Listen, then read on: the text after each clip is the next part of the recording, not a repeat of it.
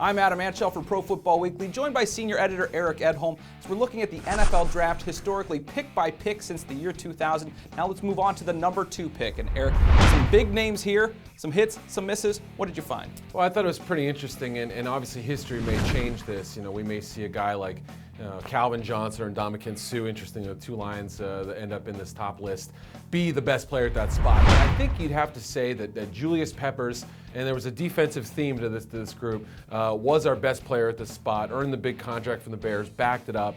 He was the guy that I kind of honed in on. But again, there's some kind of middling guys in this group overall. Yeah, certainly a lot of choices to pick from there. Some really good names, some big names, and some quality players. Now let's move on to the other side of it.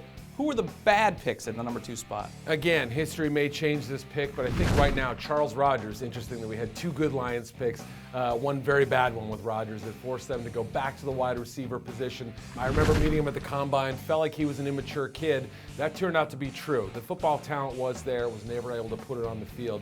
And it's just interesting. A lot of middling guys that we mentioned. Ronnie Brown, LeVar Arrington, obviously injuries affected his career.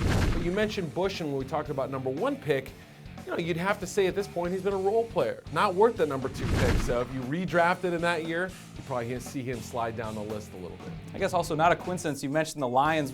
A lot of picks up there at number 2. Usually not a good sign if you're consistently at the number 2 pick.